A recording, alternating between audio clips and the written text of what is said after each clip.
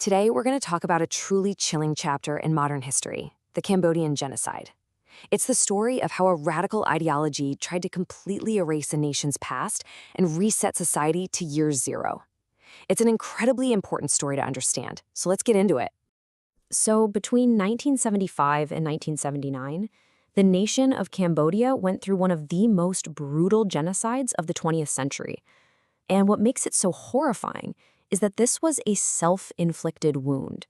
The regime in charge, the Khmer Rouge, literally turned their own country into a giant labor camp, a landscape of mass graves. The scale is it's almost impossible to wrap your head around. In less than 4 years, somewhere between 1.2 and 3 million people were killed. That is a staggering 1/4 of the entire population. Think about that for a second. 1 in every 4 people wiped out by their own government. Which brings us to the central, absolutely horrifying question we have to explore today. How does this even happen? This wasn't just random violence. No, this was a systematic, calculated plan, and it was fueled by a radical vision to build a brand new society right from the ashes of the old one. And that vision belonged to the Khmer Rouge.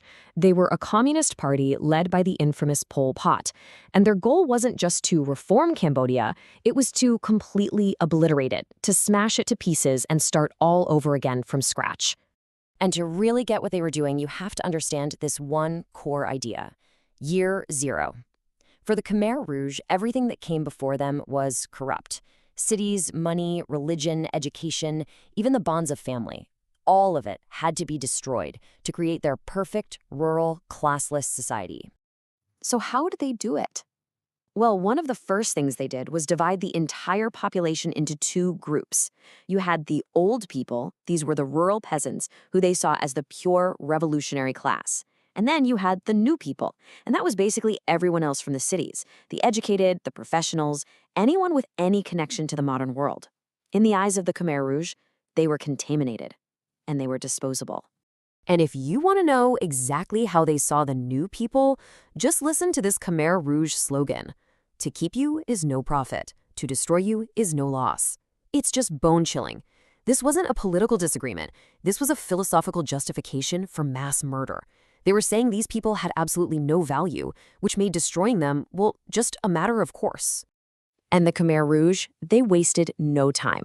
The day they seized power, April 17th, 1975, their terrifying vision started becoming a reality. The transformation began literally within hours. Their very first act was to empty the cities. Imagine the entire population of the capital, Phnom Penh, that's 2 million people, forced out of their homes, marched into the countryside at gunpoint. Hospitals were emptied, families were torn apart. This was step 1 in their plan to destroy modern life. Then they launched this methodical assault on the very pillars of society. Education? Gone. They shut down the schools and executed the teachers. Religion? Wiped out. Monks were murdered, and ancient temples were turned into prisons or storage sheds. And the family unit itself? They destroyed it by ripping children away from their parents and teaching them that the state, Angkor they called it, was their new and only family. So who was considered an enemy? Well, the definition became just insane. It wasn't just political opponents. It was doctors, lawyers, artists, musicians.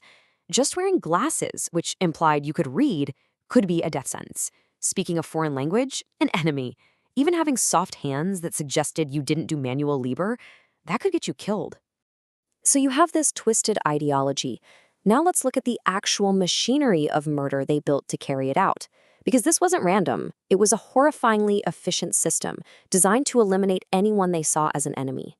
Now, when we think of genocide, we often think of executions. But here, the regime's deadliest weapon was actually food. Or, well, the lack of it. By forcing millions of city dwellers into farm labor they knew nothing about, and then intentionally withholding rations, the Khmer Rouge engineered a massive famine. This alone killed nearly half of all the victims.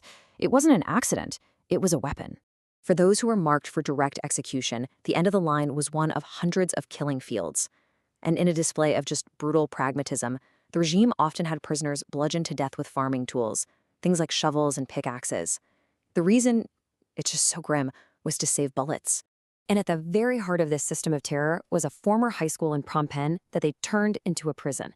It was called Tul Slang, or S21. This place became the central hub for torture and interrogation.